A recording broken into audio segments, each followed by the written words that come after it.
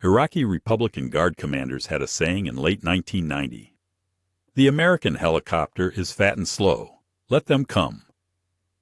Intelligence briefings from Baghdad assured armored division officers that the AH-64 Apache was a bloated weapons platform, dangerously underpowered for desert combat. Soviet advisors who'd studied NATO tactics agreed. The Apache cruised at 182 miles per hour, pathetic compared to fixed-wing close air support. It looked ungainly, burdened with missiles and that bizarre radar dome some variants carried.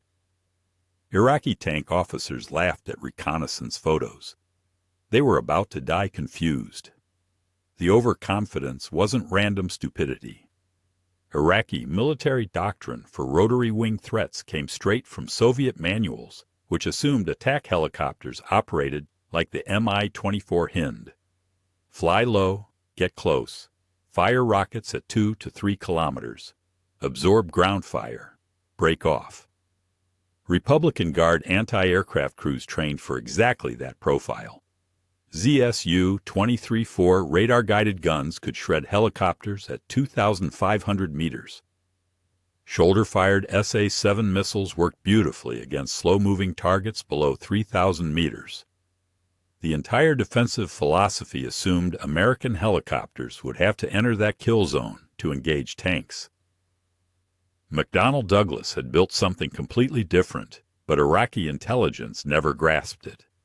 The Apache carried AGM-114 Hellfire missiles with a maximum range exceeding 8,000 meters, triple the distance of any Soviet helicopter weapon Iraqi crews had trained against. Worse, the Hellfire used laser guidance, meaning the Apache could fire from behind terrain, let the missile arc upward, then guide it onto targets the helicopter itself never directly exposed itself to see. I don't know if Iraqi officers ever got accurate Apache performance data. Somebody in Baghdad's military intelligence apparatus failed catastrophically because Republican Guard armor battalions rolled into Kuwait and southern Iraq genuinely believing their Soviet-supplied air defense network would butcher American helicopters the moment they tried close-range attacks. The Apache's design looked clumsy because it prioritized something Iraqi doctrine didn't value: survivability over speed. Redundant hydraulic systems, 1,200 pounds of armor protecting the cockpit and critical components, self-sealing fuel tanks, a rotor system engineered to keep flying after multiple hits. It was slow because it was a flying tank destroyer, not a gunship that needed a dodge. It could absorb damage while orbiting outside the range of every weapon Iraqi troops carried, except long-range ESAM's February. 1991 was approaching, and Republican Guard commanders were repositioning T-72 tanks, BMP fighting vehicles, mobile artillery across the Kuwaiti theater. They'd survived 8 years fighting Iran. They trusted their equipment, their training, their understanding of how air-ground combat worked. American Apache crews were rehearsing tactics Iraqi officers didn't know existed. Formation attacks with 8 helicopters engaging from dispersed positions. Terrain masking that let Apaches pop up for 30 seconds, fire, disappear before counterfire arrived. Coordinated strikes where one helicopter laced targets for 3 others. The Iraqis were preparing for a fight that would never happen. A close-range brawl where superior Iraqi numbers and prepared defenses would grind down American helicopters. Instead, they were about to get deleted from standoff range by weapon systems their doctrine said didn't exist. The Apache emerged from one of the ugliest procurement battles in U.S. military history, and you can see the scars in its design. McDonnell Douglas won the contract in 1976 after Bell's competing AH-64 prototype crashed during demonstrations. The Army wanted a helicopter that could survive, not outrun, Soviet air defenses in Central Europe. Speed was negotiable. Coming home missing tail rotor blades was not. Everything about the AH-64's layout screams built to absorb punishment. Tandem cockpit configuration puts the pilot and gunner in separate armored tubs with bulletproof glass, separated vertically so a single burst can't kill both crew members. The main rotor blades can take 23mm cannon hits and keep spinning. Fuel tanks self-seal when punctured. Every critical system has a redundant backup, and most backups have backups. It's an airframe designed by engineers who assumed it would get shot often and still had to complete the mission. Iraqi intelligence analysts looked at this and saw a slow, overweight helicopter. They weren't entirely wrong. The Apache maxes out around 227 miles per hour in a dive, which is frankly embarrassing compared to jets. But they missed the point. The Apache wasn't built to outrun threats. It was built to kill tanks from distances where tank crews couldn't effectively shoot back. Here's what broke Iraqi assumptions. The Hellfire missile system. Laser-guided fire-and-forget capability. 8-kilometer range when fired from altitude. Iraqi tankers training with Soviet-era spiral anti-tank missiles on their Mi-24s learned to engage at 4 kilometers maximum, usually closer. They assumed American helicopters worked the same way. The idea that an attack helicopter could fire from 5+ miles away, guide the missile using laser designation from another aircraft or ground observer, then break contact before enemy gunners even acquired the target. That wasn't in their tactical manuals. The fire control system on the Apache was absurdly advanced for 1991. Target acquisition designation sight, pilot night vision sensor, integrated weapons computer that calculated ballistics automatically. The gunner could track one target while the pilot scanned for others. Thermal imaging worked in sandstorms and smoke. Iraqi crews had basic night vision equipment, but nothing approaching American sensor fusion technology. I think the most underestimated feature was the TADS turret under the nose. That bulbous sensor pod Iraqi commanders thought made the Apache look ridiculous. It housed a laser designator, thermal imager, and television camera that could identify a tank from 8 kilometers away in total darkness. Iraqi tankers literally could not see threats at the distances Apache crews were already tracking and prioritizing targets. The Iraqis prepared for close combat because that's all they'd ever experienced. 8 years fighting Iran meant fighting enemies with export-model Soviet equipment, older doctrine, helicopters that had to close to rocket range. Republican Guard officers were veterans, confident, equipped with T-72 tanks they considered world-class. They'd survived Iranian Cobra helicopter attacks by shooting them down when they got close. McDonnell Douglas had built a helicopter that would never get close. Armor layout on the Apache, concentrated protection around the crew and engines, not distributed evenly like on the Mi-24. This meant it could shrug off hits to non-critical areas while keeping pilots alive and turbines running. Iraqi gunners would land hits, see no immediate catastrophic result, and die seconds later when return Hellfire strikes vaporized their positions. February was 3 months away. The technological gap was about to become a massacre, and Iraqi commanders still thought they understood how helicopter combat worked. February 24, 1991, 0400 hours. Apache battalions crossed into Iraq and started erasing Republican Guard positions before most Iraqi crews finished morning prayers. The opening attacks weren't dramatic Hollywood gun runs. They were systematic deletions. Apache teams positioned themselves 6 to 8 kilometers from Iraqi armor concentrations, used terrain masking to stay below visual acquisition range, popped up for 20 to 30 seconds, fired Hellfires, dropped back behind ridgelines before Iraqi gunners could react.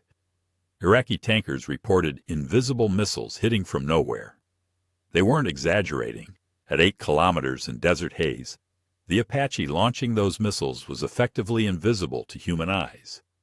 100 hours of ground combat. Over 500 Iraqi armored vehicles confirmed destroyed by Apache units alone. The kill ratios were so lopsided that CENTCOM initially suspected Apache crews were overcounting or mistaking artillery kills for their own. Gun camera footage proved otherwise. Single Apaches engaging and destroying 15 to 20 vehicles per sortie became routine, not exceptional. Iraqi anti-aircraft doctrine collapsed immediately. ZSU-23-4 crews trained to engage helicopters at 2,500 meters found themselves taking Hellfire strikes from twice that distance. They'd acquire radar lock, start tracking, then get hit before their guns could traverse to target. SA-7 teams never got launch opportunities because Apaches never entered their 3-kilometer envelope. Republican Guard air defense killed exactly 0 Apaches during the ground war's first 72 hours, despite firing thousands of rounds and dozens of missiles. The Iraqis tried adapting. Armor units dispersed, hoping to avoid concentrated Hellfire barrages. Didn't work. Apaches just engaged from multiple approach vectors simultaneously. Some Iraqi commanders ordered tanks to button up and drive evasively the moment helicopters were spotted. Thermal sights tracked them effortlessly through dust and smoke. A few desperate crews tried firing main guns at Apaches, lobbing 100 to 25 millimeter rounds at distant silhouettes. Effective range of a T-72 main gun against a moving aerial target is basically 0. They were hurling expensive ammunition at the sky, while Hellfires deleted their vehicles one by one. Night operations were pure slaughter. Iraqi thermal imaging equipment was primitive. Most Republican Guard tanks relied on optical sights and searchlights for night combat. American Apaches had FLIR systems showing Iraqi positions in perfect clarity, at distances where Iraqi crews saw nothing but darkness. February 26th, a single Apache battalion destroyed 84 Iraqi vehicles during a 5-hour night mission. Iraqi survivors radioed contradictory reports. Some claimed invisible aircraft. Others insisted they were being hit by ground-based missiles. A few swore American helicopters were firing from 10-plus kilometers away, which their officers dismissed as impossible. Their officers were wrong. I don't know how many Iraqi tank commanders died without ever seeing the Apache that killed them. Probably most. The engagement geometry was completely one-sided. American helicopters engaging from beyond visual range, behind terrain, often in conditions where Iraqi optical sights were useless. By February 27th, Republican Guard armored divisions had effectively ceased to exist as combat-effective units, not from being overrun or outmaneuvered, from being systematically destroyed by weapons platforms they'd mocked as slow and vulnerable. Iraqi radio intercepts showed confusion, panic, officers demanding to know why air defenses weren't stopping American helicopters. The answer was simple. Those air defenses were built to stop helicopters that had to get close. The Apache never got close. It just killed from standoff range while Iraqi gunners fired at empty sky, died confused, and got replaced by the next crew who also didn't understand why their doctrine wasn't working. The AH-64 Longbow variant arrived in the late 1990s and solved a problem Iraqi commanders never knew existed. How to kill tanks you can't even see yet. That distinctive radar dome above the rotor mast, the thing that made the Longbow Apache look even more ungainly than the original, housed a millimeter-wave fire control radar capable of detecting and classifying 256 targets simultaneously. It could identify whether a vehicle was a tank, APC, or truck from 8 kilometers away through smoke, sandstorm, total darkness. The radar scanned above terrain while the helicopter stayed hidden, meaning Apache crews could build target lists of entire enemy formations without ever exposing themselves to counterfire. Iraqi armor doctrine had no answer for this because Iraqi doctrine assumed visual acquisition preceded engagement. You saw the enemy, they saw you. Whoever shot straighter and faster won. The Longbow shattered that assumption. It could designate 16 priority targets, assign them to different missiles, and fire a full salvo before Iraqi crews knew an Apache was in the area. By the time Hellfires started impacting, the launching helicopter had already displaced to a new position.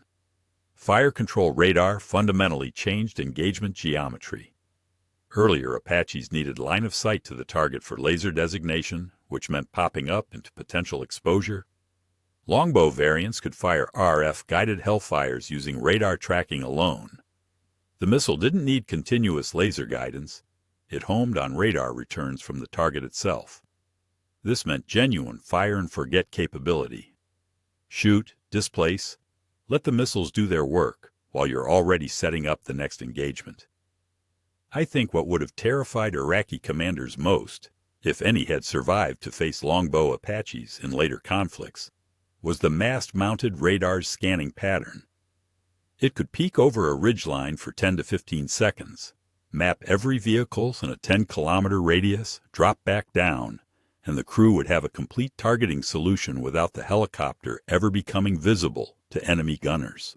You can't shoot what you can't see, and Iraqi gunners would have been engaging ghosts. The radar also had an air-to-air mode. Longbow Apaches could detect and engage enemy helicopters at ranges exceeding 8 kilometers, which would have been darkly hilarious if Iraq had tried using Mi-24s against them. Soviet Hinds had to visually acquire targets. A Longbow Apache could radar lock a Hind from beyond the Hind's sensor range, fire a Stinger or Hellfire, and kill it before the Iraqi crew knew they were being engaged. Republican Guard armor tactics in 1991 assumed they'd see threats coming and could maneuver or counterfire. Every defensive drill, every rehearsed response, every officer's tactical decision tree started with, "When we acquire enemy helicopters visually." Longbow technology made that assumption suicidal. The first indication of an Apache presence would be Hellfire impacts, and by then you're already dead or your vehicle's already burning. The radar was so effective it changed American tactics. Longbow-equipped battalions could conduct autonomous hunter-killer operations with minimal command oversight because each helicopter carried its own long-range surveillance and targeting capability. Find targets, classify them, prioritize by threat level, engage, confirm kills, move to next position, all without needing external cueing from ground controllers or other aircraft. Iraqi armored doctrine never evolved to counter this because Iraq never fielded comparable technology. They kept building defensive plans around visual range helicopter engagements, kept training crews for close combat, kept assuming they'd have time to react. Against Longbow Apaches, there was no reaction time.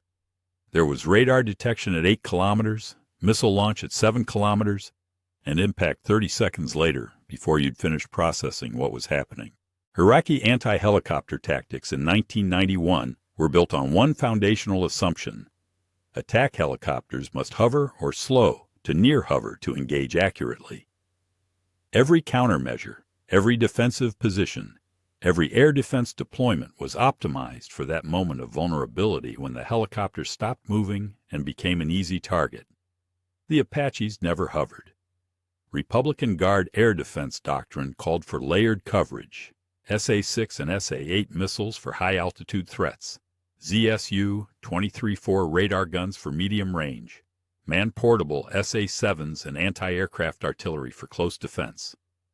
Tactically sound against Soviet-style helicopter attacks where gunships had to stabilize and expose themselves to fire rockets or early-generation ATGMs.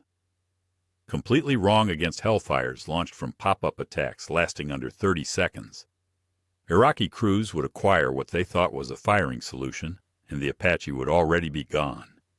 Radar operators reported targets appearing on scope, disappearing before guns could slew, reappearing 2 kilometers away seconds later. Some air defense units fired at last known positions, wasting ammunition on empty terrain. The Apaches were using terrain masking aggressively, popping up just high enough for TAD sensors to acquire targets, firing, dropping back behind ridgelines in continuous displacement cycles. The SA-6 batteries had particular problems. Those missiles needed 8 to 12 seconds to lock and launch against low-altitude targets. Apache pop-up attacks lasted 15 to 20 seconds total. Acquire, designate, fire, drop. By the time SA-6 crews achieved lock, the helicopter was already below terrain again, and the missile lost tracking. Iraqi SAM operators kept reporting successful locks followed by immediate target loss, and their commanders assumed equipment malfunction when the real issue was tactical mismatch. Close-range defenses failed worse. ZSU-23-4 crews trained to track hovering helicopters at 2 to 3 kilometers, leading the target and firing sustained bursts. Apaches engaging from 6+ kilometers were barely visible, moving unpredictably, exposing themselves only in brief windows. The radar-guided guns would start tracking. Apache would drop behind cover, tracking solution lost. Some frustrated ZSU crews fired ballistic barrages at probable Apache locations, hoping for lucky hits. They got none. Iraqi infantry with SA-7 Grails were completely ineffective. Those missiles needed line-of-sight lock on helicopter engine heat, maximum range around 3,500 meters. Apaches never entered that envelope.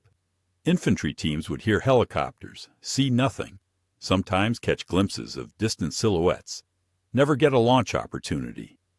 A few tried firing at maximum range anyway. The missiles either lost lock or ran out of propellant before reaching target altitude.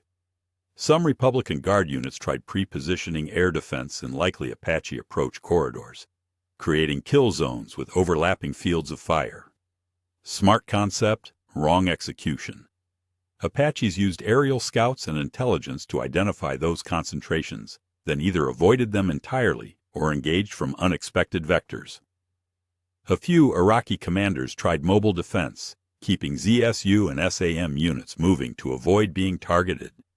The Apaches just killed them with Hellfires during displacement, when they were most vulnerable and unable to fire back. There's this story, I don't know if it's verified, of an Iraqi ZSU-23-4 crew that successfully tracked an Apache for 14 seconds about to fire, when a Hellfire hit their vehicle. Gun camera footage allegedly showed the ZSU's radar dish locked dead on target, turret traversing, instant before impact. They did everything right according to their training. Didn't matter. They were fighting a weapons system designed to kill them before they could complete their engagement sequence. By late February, Iraqi air defense crews understood they couldn't win. Radio intercepts caught crews abandoning equipment, officers refusing orders to deploy against reported Apache positions. They weren't cowards. They just learned their doctrine was wrong, and correcting it mid-battle was impossible. The numbers coming back from Apache crews in late February were so absurd that intelligence officers initially rejected them as combat exaggeration. Single helicopters reporting 20+ armored vehicle kills per sortie. Pairs of Apaches claiming 40 confirmed destructions in under 3 hours. Entire battalions tallying 100+ kills in single operational periods. The math seemed impossible. Even with Hellfire's documented accuracy, even with thermal sights and standoff range, the reported kill ratios suggested Iraqi armor was just sitting still waiting to die. Gun camera footage proved the crews weren't lying. They were under-reporting. One particular Apache team, I don't have their names, records show only their unit designation, engaged an Iraqi mechanized column on February 26th. 16 Hellfires fired, 16 vehicles destroyed. T-72 tanks, BMP infantry carriers, a mobile SAM launcher. The entire engagement lasted 11 minutes from first target acquisition to final impact confirmation. Iraqi return fire consisted of 3 SA-7 launches that missed by hundreds of meters and sporadic anti-aircraft fire aimed at wrong altitudes. The Apache crew reported no damage, no maneuvering required to avoid threats, standard post-strike displacement to alternate position. 11 minutes, 16 vehicles, 0 American casualties. Battalion-level statistics were worse for Iraq. One Apache battalion, 277th Aviation Regiment, destroyed 84 armored vehicles in a single night mission lasting 5 hours. Another unit recorded 102 confirmed kills over a 72-hour period with 0 helicopters lost. These weren't strategic bombing raids with hundreds of aircraft. These were rotary-wing platforms operated by two-person crews, engaging from visual range, barely, achieving kill ratios that rivaled precision munitions from fixed-wing aircraft. The Iraqis couldn't comprehend what was happening tactically. Captured communications transcripts show Republican Guard commanders demanding explanations. Why were entire tank companies being destroyed with no reported enemy sightings? Why were air defense units failing to engage?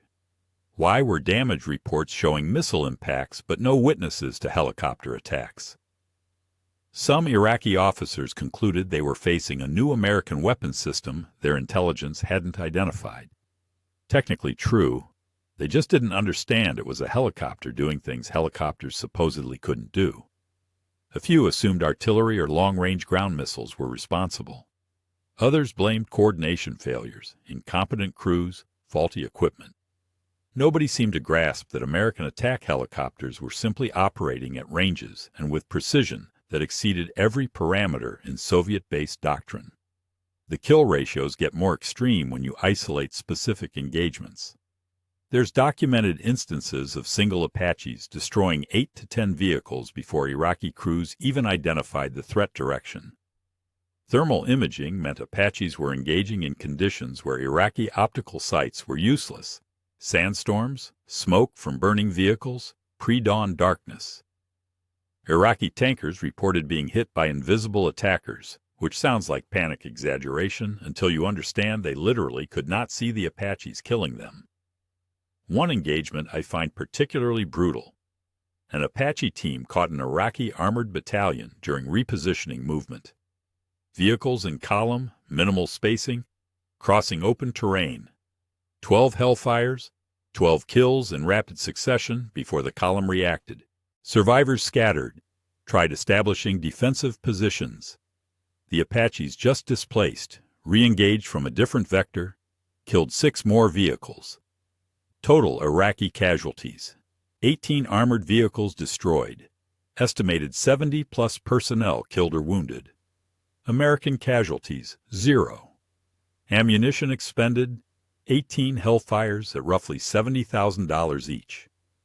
Economically insane by normal standards, but this was America in 1991. We could afford to fire million-dollar missiles at $2 million tanks if it meant 0 pilot casualties. Republican Guard armor stopped maneuvering in some sectors by February 27th. Not from being pinned by ground forces, from officers refusing to move vehicles in daylight after watching Apaches delete entire companies during repositioning. They'd learned movement meant death, so they stopped moving and died in place instead. Post-war interrogations of captured Iraqi officers revealed something darkly fascinating.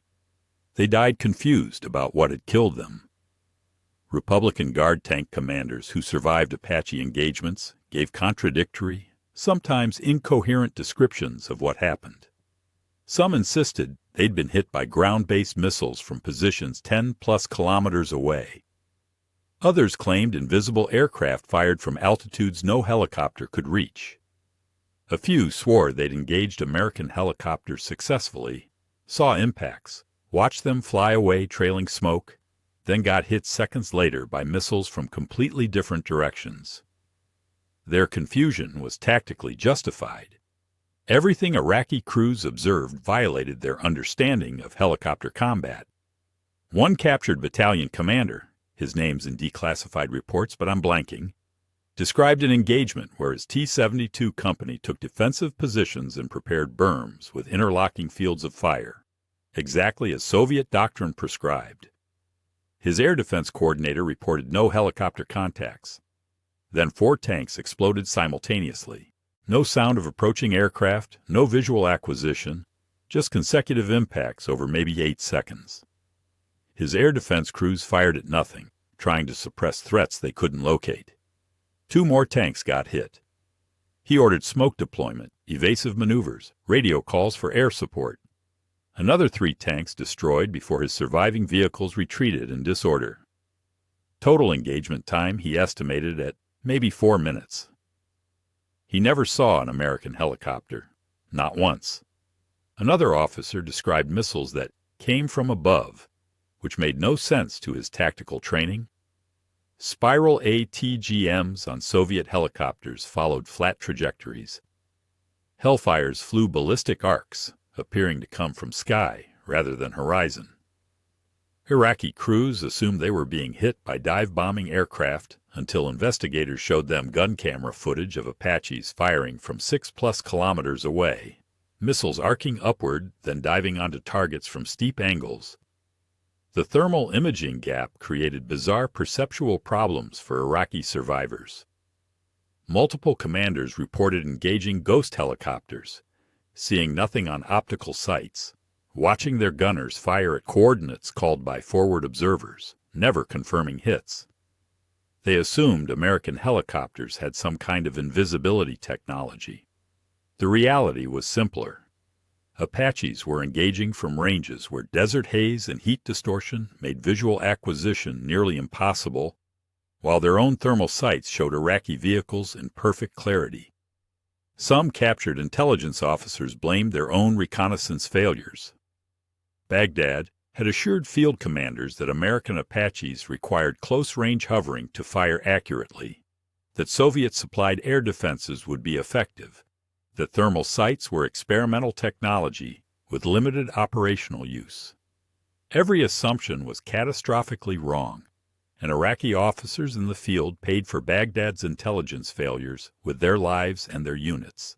There's intercepted radio traffic from February 26th, a Republican Guard company commander screaming at his air defense coordinator, demanding to know why ZSU crews weren't engaging American helicopters his tankers were dying to. The air defense officer kept insisting there were no radar contacts, no visual sightings, nothing to shoot at. The tank commander accused him of cowardice or equipment sabotage.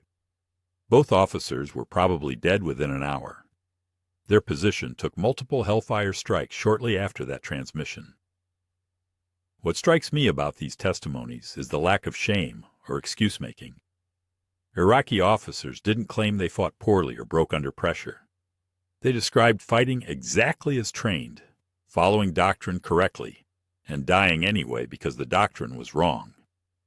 Some showed genuine bewilderment that Soviet advisors had provided such inadequate intelligence about American capabilities. Others just seemed exhausted, resigned to having fought an unwinnable engagement against technology they didn't understand. One officer said something that stuck with American interrogators. "Your helicopter doesn't fight like a helicopter. It fights like God, invisible, everywhere, killing without warning." Dramatic, maybe theologically questionable, but tactically accurate. The Apache fought in ways Iraqi doctrine said helicopters couldn't, and that mismatch killed thousands. 30+ years later, the Apache remains the most lethal attack helicopter ever built, and nobody's closed the gap. Russia's Ka-52 and Mi-28 carry modern sensors and longer-range missiles than 1991-era Apaches, but they're still operating on fundamentally similar doctrine to what got Iraqi helicopters slaughtered: close with the enemy, fire, evade. The technological improvements are incremental. China's Z-10 looks impressive in promotional videos, but has zero combat record against peer or near-peer air defenses. European Tigers and Mangustas are capable platforms with sophisticated avionics, but they're built for European defense budgets and operational tempos, not the sustained high-intensity missions American Apaches routinely fly. The AH-64 E-Guardian variant, current production model, carries capabilities that would have seemed science fiction in 1991. Link 16 data link integration means every Apache in a battle space shares targeting data in real time. One helicopter's sensor contact becomes every helicopter's target. Improved Longbow radar can track threats at extended ranges while simultaneously managing fire control for multiple weapons. The engine upgrade provides power margins that let crews carry maximum ordnance loads without sacrificing maneuverability. Pilots I've talked to say the E model has so much excess power it fundamentally changed how they approach terrain masking and pop-up attacks. But the core advantage hasn't changed. Standoff range precision fires against targets that can't effectively shoot back. Iraqi armor in 1991 couldn't solve the Apache problem, because solving it required technology they didn't have and doctrine they hadn't developed. Modern adversaries have the same issue. You can build better tanks, more sophisticated SAM systems, layered air defenses with overlapping coverage. Doesn't matter if the Apache engages from beyond your effective range and displaces before you complete your targeting solution. The fundamental geometry of the engagement favors the platform with longer range sensors and weapons, and America's never let that advantage slip. Some analysts think drone technology will obsolete attack helicopters. Maybe eventually, but not yet. Drones lack the tactical flexibility of crewed aircraft. They can't react to unexpected threats, adapt to rapidly changing ground situations, or make complex engagement decisions under pressure the way trained pilots can. The Apache combines precision strike capability with human decision-making and situational awareness that current autonomous systems can't match. What really maintains Apache dominance is the training ecosystem behind it. American pilots spend hundreds of hours in simulators before ever firing a live Hellfire. They rehearse engagements against realistic threat environments, practice coordinated battalion-level attacks, learn to integrate with ground forces and other aviation assets.